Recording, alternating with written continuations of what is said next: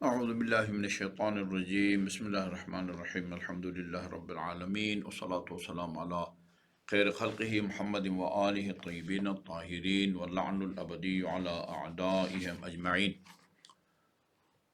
محترم ناظرین و سامعین، ہم نے گزشتہ پروگرام میں محرمات احرام کی ایک فہرست بیان کی تھی، اور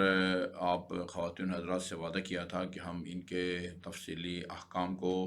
آئندہ پروگراموں میں بتائیں گے۔ آج اسی حج اور عمرہ سے متعلق جو ہماری احادیث پر مشتمل ایک کتاب ہے، اس میں میری نظر سے کچھ احادیث گزری ہیں بطور تبرک تمام مومنین و مومنات کے لیے، اور خصوصاً ان خوش قسمت مومنین و مومنات کے لیے جن کو اللہ تعالیٰ نے اس سال حج بیت اللہ نصیب فرمایا ہے، اسی طرح عتبات مقدسہ کی زیارت۔ وہ بطور تبرک چند ایک روایات عرض کروں گا، اس کے بعد پھر ہم حج سے متعلق جو فقہی مسائل ہیں ان کو بیان کریں گے۔ پہلی حدیث یہ ہے کہ جس میں حجاج کرام کو وفد اللہ، اللہ کا وفد یعنی خدا کے مہمان کہا گیا ہے۔ حدیث رسول صلی اللہ علیہ وسلم وہ ہے، وفد اللہ ثلاثۃ، تین قسم کے لوگ اللہ تعالیٰ کے مہمان شمار ہوتے ہیں۔ الغازی، بر صغیر میں ہم غازی اسے کہتے ہیں جو کسی جنگ میں جائے، لڑے اور زندہ واپس آ جائے، یعنی شہید نہ ہو، جان بحق نہ ہو، اس کو غازی کہا جاتا ہے۔ جبکہ عربی میں غازی اس معنی میں استعمال نہیں ہوتا کہ وہ لڑے اور زندہ واپس آ جائے۔ غازی عباس، ہم حضرت عباس علمدار کو غازی عباس کہتے ہیں، وہ زندہ واپس نہیں آئے تھے، شہید ہو گئے تھے۔ تو عربی میں غازی جنگجو کو کہتے ہیں، یعنی راہ خدا میں جہاد کرنے والا، لڑنے والا، چاہے وہ زندہ واپس آ جائے یا راہ خدا میں شہید ہو۔ تو غازی اور والحاج، دوسرا خدا کا مہمان وہ ہے جو حج بیت اللہ کے لیے جاتا ہے، والمعتمر، اور دوسرا وہ آدمی جو عمرہ کے لیے جاتا ہے۔ اب وہ عمرہ مفردہ کو بھی شامل ہے، عمرہ تمتع کو بھی شامل ہے۔ اور امیر مومنین علیہ الصلوۃ والسلام کا بھی فرمان ہے، الحاج والمعتمر وفد اللہ، حج کرنے والا اور عمرہ کرنے والے، یہ دونوں کے دونوں یہ خدا کے وفد ہیں، خدا کے مہمان ہیں۔ وحق اللہ ان یکرم وفدہ ویحبوہ المغفرہ، اور حق بنتا ہے خدا کا حاجی اور عمرہ کرنے والے پر کہ وہ اپنے وفد کا احترام کرے، اور یہ کہ وہ اسے مغفرت اور بخشش، گناہوں کی بخشش کی صورت میں اس کو نوازے۔ اور امام حسن مجتبیٰ علیہ السلام کا فرمان ہے، ثلاثۃ فی جوار اللہ تعالی، تین آدمی وہ اللہ تعالیٰ کی جوار میں ہیں اور پڑوس میں ہیں۔ ان میں سے ایک رجل خرج حاجا معتمرا، ایک وہ آدمی جو حج اور عمرے کے لیے اپنے گھر سے نکلتا ہے، لا یخرج الا للہ، ظاہر ہے اور کوئی اس کا مقصد نام و نمود یا شہرت جو ہے نا نہیں ہوتا، صرف اللہ کی خوشنودی کے لیے کرتا ہے۔ فہو وفد اللہ تعالی حتی یرجع الی اہلہ، واپسی تک وہ خدا کا مہمان ہوتا ہے اور اس کا میزبان اللہ تعالی ہوا کرتا ہے۔ اور امام زین العابدین علیہ السلام کا فرمان ہے رسالہ حقوق میں، رسالہ حقوق ایک رسالہ ہے جس میں امام زین العابدین علیہ السلام نے انسان کے ذمے 50 حقوق کو بیان کیا ہے، اللہ کا حق، رسول کا حق، امام کا حق، آنکھوں کا حق، زبان کا حق، کانوں کا حق، ہمسائے کا حق۔ اسی طرح رسالہ حقوق میں فرمایا وحق الحج، حج بیت اللہ کا تمہارے ذمے واجب الادا حق یہ ہے، ان تعلم انہ وفادۃ الی ربک، یہ گویا تم اپنے رب کی جو ہے نا وہ مہمانی کی طرف جا رہے ہو، وہ فرار الیہ من ذنوبک، یعنی اپنے گناہوں سے فرار کر کے اللہ تعالیٰ کی پناہ میں جو ہے نا وہ جا رہے ہو۔ وہ فیہ قبول توبتک، اور یہ یعنی حج کا سفر یہ ایسا سفر ہے کہ اس میں انسان کی توبہ قبول ہوتی ہے۔ وقضاء الفرض الذی اوجبہ اللہ تعالی علیک، یعنی صرف ایک فرض ادا نہیں ہوتا، فرض بھی ادا ہو جاتا ہے حج کی صورت میں، اور گناہ بھی بخشے جاتے ہیں۔ اور امام جعفر صادق علیہ الصلوۃ والسلام کا فرمان ہے الحاج والمعتمر وفد اللہ، حج کرنے والا اور عمرہ کرنے والا یہ دونوں کے دونوں اللہ کے وفد ہیں۔ ان سألوہ اعطاہم، یہ اگر اللہ تعالیٰ سے کوئی سوال کرتے ہیں تو اللہ تعالیٰ انہیں عطا فرماتا ہے۔ وَإِن دعوہ اجابہم، اگر کوئی دعا مانگتے ہیں تو ان کی دعا کو قبول فرماتا ہے۔ وَإِن شفعوا شفعہم، اگر وہ کسی کی شفاعت کرتے ہیں تو خدا ان کی شفاعت کو بھی قبول فرماتا ہے۔ وَإِن سَكَتُوا ابتدأہم، یہ اگر خاموش بھی رہتے ہیں تو اللہ جو ہے نا وہ گویا ان سے ہم کلام ہونے کے لیے پہل کرتا ہے۔ یعوذون بالدرہم الف درہم، ان کو ایک درہم جو اس راہ میں خرچ کرتے ہیں ہزار درہم، یعنی 10 لاکھ درہموں کا اجر اور ثواب عطا فرماتا اللہ تعالیٰ اس خوش قسمت مومن کو جو حج کے مد میں خرچ کرے۔ یہ وفد ہے خدا کی طرف دیا۔ اور ایک روایت میں ہے کہ اللہ تعالیٰ نے حضرت آدم کو وحی فرمائی کہ انا اللہ ذو بکہ، میں اللہ ہوں ذو بکہ۔ بعض علماء کرام نے یعنی ذو بکہ کی تشریح کی ہے کہ جو مکہ مکرمہ میں جائے اس کے ناموں میں سے ایک یہ بھی ہے، وہاں جا کر یہ بکا سے کہتے ہیں بنا ہے، گریہ کرنا چاہیے۔ میں اللہ ہوں صاحب بکہ ہوں، اہلہا جیرتی، اور جو وہاں جاتے ہیں وہ گویا میرے ہمسائے ہیں۔ وہ زوارہا وفدی و اضیافی، اور اس سے مکہ کے جو زوار ہیں وہ میری طرف آنے والا وفد ہے اور میرے وہ مہمان ہے۔ اعمرہ باہل السماء و اہل الارض، یعنی میں نے اس کو یعنی زمین و آسمان والے عمر اس کو دیتا ہوں۔ یا تنہ افواجا، اس کی طرف وہ یعنی فوج کی صورت میں، گروہوں کی صورت میں آتے ہیں، اور شوثن غبرا، اور بال پراگندہ اور غبار آلود حالوت میں، یا عجون بالتکبیر و تلبیہ، جو اللہ اکبر اور لبیک اللہم لبیک کی آواز بلند کر رہے ہوتے ہیں۔ فمن اعتمرہ لا یرید غیرہ فقد زارنی، جو عمرہ انجام دیتا ہے اور اس کا مقصد سوائے میری خوشنودی کے اور کچھ نہیں ہوتا، گویا اس نے میری یعنی خدا کی زیارت کی ہے، وہ میرا وفد ہے، میرے پاس جو ہے نا وہ آیا ہوا ہے۔ وہ حق لی ان اتحفہ بکراماتی، اور اس کا میرے ذمے حق بنتا ہے کہ میں اپنی کرامت کی صورت میں اس کو تحفہ اور ہدیہ دوں۔ اسی طرح حج کے جو آثار ہیں ان میں سے ایک اثر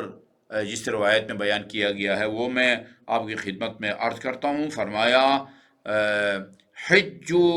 فإن الحج یغسل الذنوب کما یغسل الماء الدرن، حج بیت اللہ انجام دو کیونکہ جو حج ہے وہ یغسل الذنوب، وہ گناہوں کی طرح دھو دیتا ہے، دھو ڈالتا ہے، کما یغسل الماء الدرن، جس طرح پانی سے زنگ جو ہے نا اس کو صاف کیا جاتا ہے۔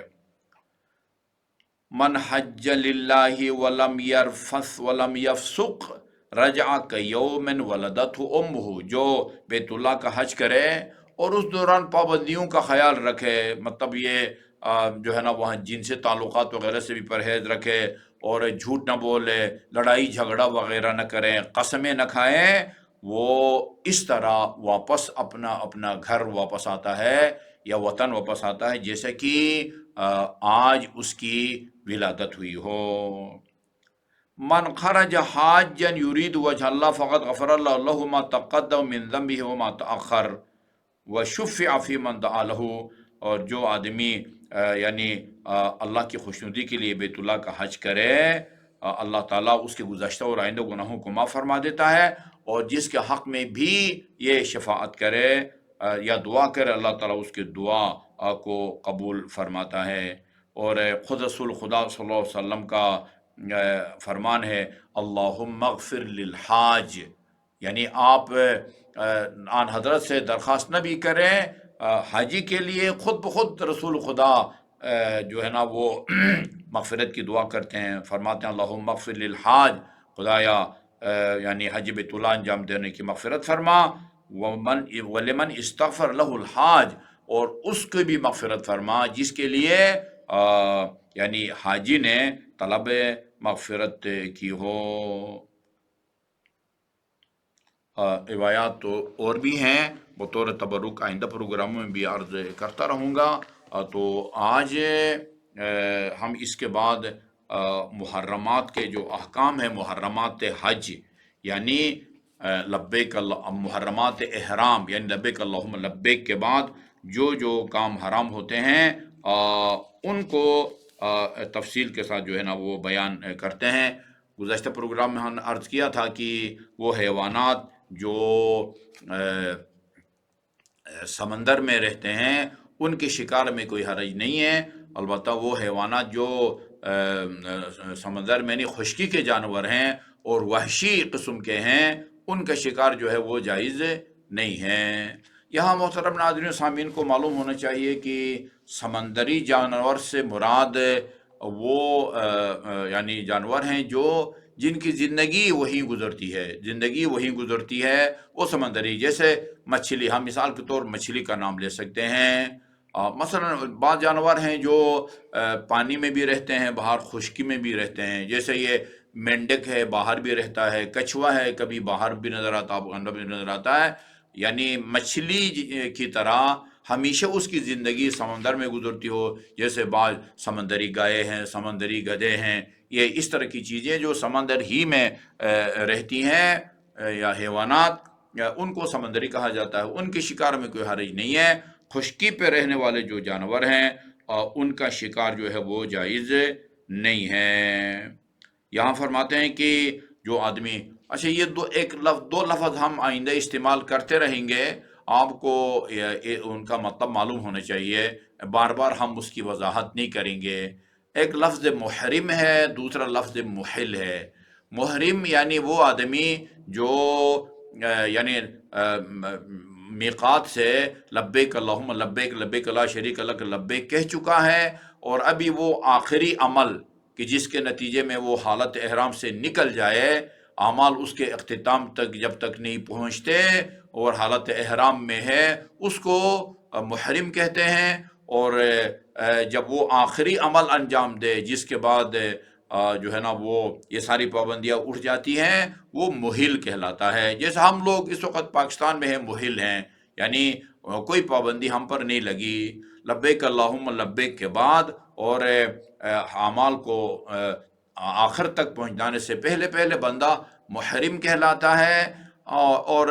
احرام باندھنے سے پہلے لبیک اللہم لبیک کہنے سے پہلے یا اس کے بعد، لیکن اعمال کو مکمل کرنے کے بعد بندہ محل کہلاتا ہے۔ تو یہ اصطلاح آپ کے ذہن میں ہونی چاہیے۔ محرم یعنی جس پر ابھی پابندیاں لاگو ہیں، لبیک اللہم لبیک کہہ چکا ہے۔ محل جس نے ابھی تک اللہم لبیک لبیک اللہم لبیک نہیں کہا یا کہا تھا اور ابھی وہ اعمال سے فارغ ہو چکا ہے، حج کا آخری عمل بھی اس نے انجام دے دیا ہے، اس کو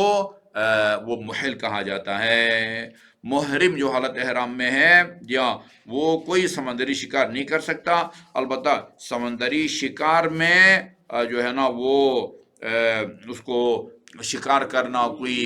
جال یا دام وغیرہ میں اس کو جو ہے نا وہ پھنسانا، یہ بھی شکار کے ضمن میں آتا ہے۔ اسی طرح وہ فائر وغیرہ کر کے یا کسی بھی طریقے سے اس کو قتل کرنا، اس کو زخم لگانا یا اس کے جسم کے کسی عضو کو توڑنا، بلکہ حتیٰ کہ کسی بھی طریقے سے خشکی کے رہنے والے سمندر یعنی جانوروں کو اذیت دینا، ان کو تکلیف پہنچانا، یہ سب کے سب جو ہے نا وہ جائز نہیں ہے۔ جی ہاں، اسی طرح وہ ایک تو یہ محرم کا حکم ہے۔ اچھا، بعض اوقات ایسا ہوتا ہے کہ بندہ محرم تو نہیں ہے، اس نے لبیک اللہم لبیک نہیں کہا، لیکن مکہ کے حدود حرم کے اندر ہے، حدود حرم کے اندر ہے، وہ انشاءاللہ ہم بتائیں گے آپ کو بعد میں بھی، وہ حرم کے کچھ حدود اربعہ ہیں، اس کے اندر کچھ پابندیاں جو ہے نا وہ لگتی ہیں۔ بے شک انسان نے وہ لبیک اللہم لبیک نہ کہا ہو یا کہا ہو اور تمام اعمال سے فارغ ہو چکا ہو۔ جس طرح حالت احرام میں شکار جائز نہیں ہے، اسی طرح ایک آدمی محل ہے، حالت احرام میں نہیں ہے، لیکن وہ حرم کے جو یعنی حدود اربعہ ہیں ان کے اندر بھی جو ہے نا وہ شکار کرنا دونوں کے لیے جائز نہیں ہے۔ جی ہاں،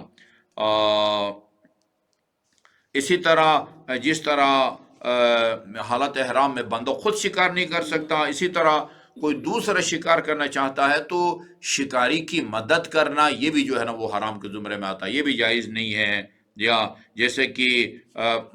حتیٰ یہاں تک کہا گیا ہے کہ ایک ہرن ہے یا اس طرح کی کوئی چیز ہے کہ جس کا شکار جائز نہیں ہے، یعنی فائر کوئی اور کرتا ہے اور اس کو جو ہے نا پھنساتا کوئی اور ہے، لیکن آپ حالت احرام میں اشارہ وغیرہ کے ذریعے جو ہے نا وہ اس کی مدد کرتے ہیں، یہ تک جو ہے نا وہ جائز نہیں ہے۔ جی ہاں، بلکہ کہتے ہیں کہ احتیاط واجب کے طور پر یعنی کسی بھی قسم کا جو ہے نا وہ یا شکار میں مددگار ثابت ہونا جائز نہیں ہے۔ اچھا جی، اسی طرح یعنی اس کو رو کے رکھنا، یعنی ایک تو ہوتا بندہ خود شکار کرے، دوسرا شکار کوئی اور کرے اور اس شکار کے جانور کو انسان حالت احرام میں ہو اور اس کو اپنے پاس رو کے رکھے، اس کو جو ہے نا وہ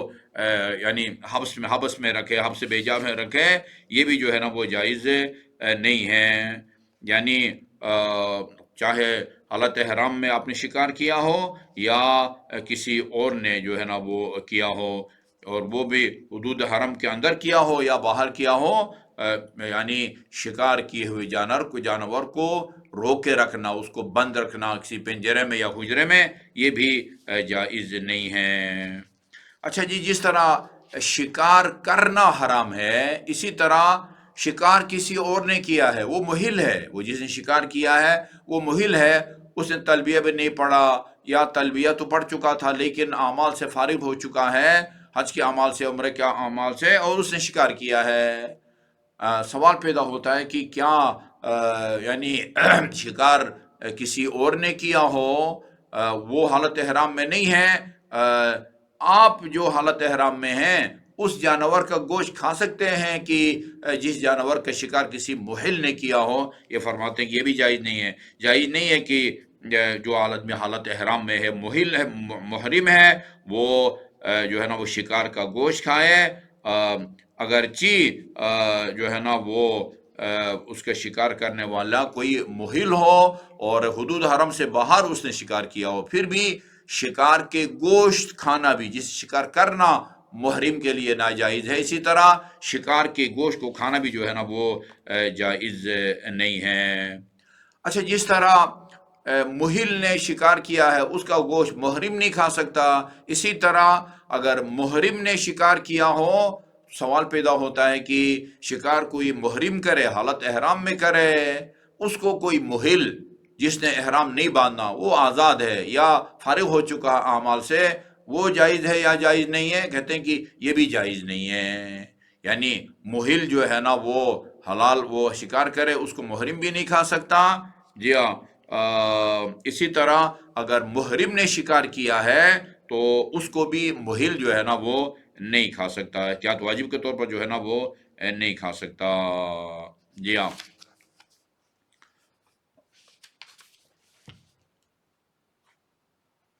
البتہ کچھ حیوانات ہیں کہ جن کو جو مستثنا ہے، یعنی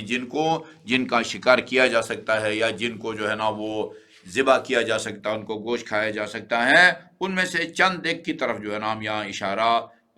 کرتے ہیں۔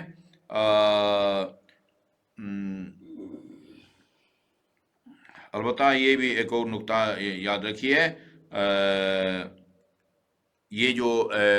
وہ ہے شکار کے زمرے میں آتا ہے، یہ ٹڈی وغیرہ کا شکار جو ہے نا یہ بھی کہتے ہیں کہ جائز نہیں ہے۔ وہ حیوانات کی جن کو ذبح کرنا یعنی جو محرمات میں سے مستثنا ہے، یعنی ان کے ذبح کرنے میں کوئی حرج نہیں ہے، ان میں سے ایک وہ اہلی حیوانات،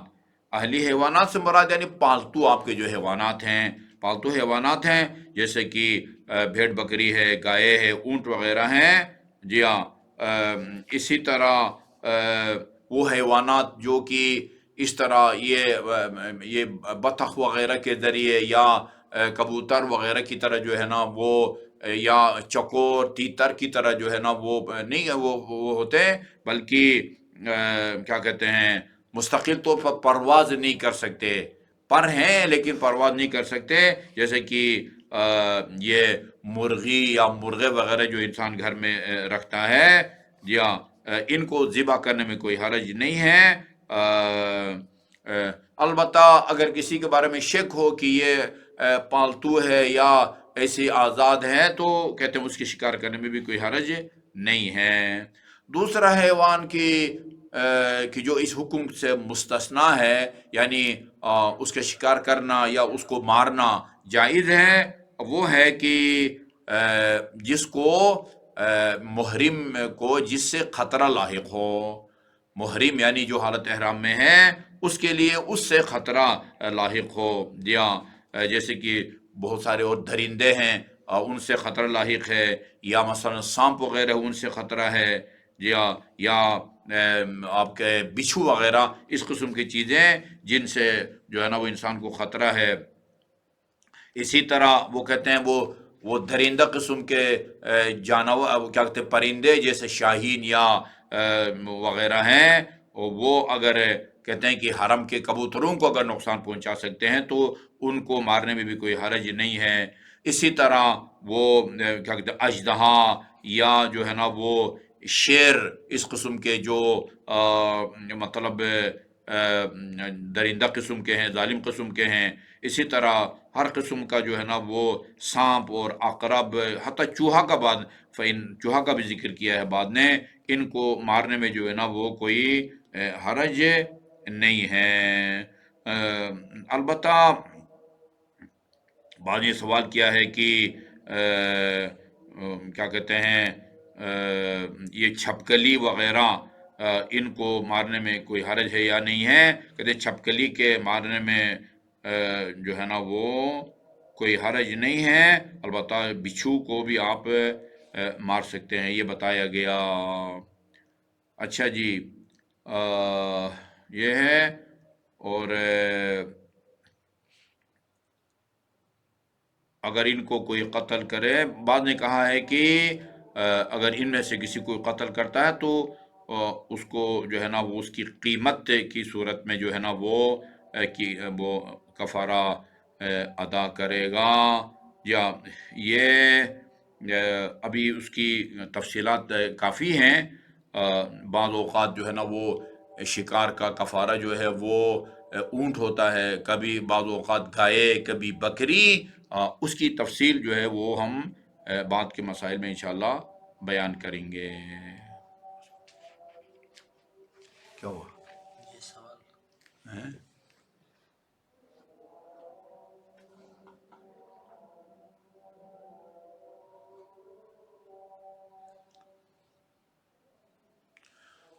یہ گزشتہ پروگرام سے، اچھا، یہ گزشتہ پروگرام سے کے حوالے سے بعض مومنین نے ایک سوال کیا ہے کہ اگر آغا سستانی کے مقلد جدت سے نظر کر کے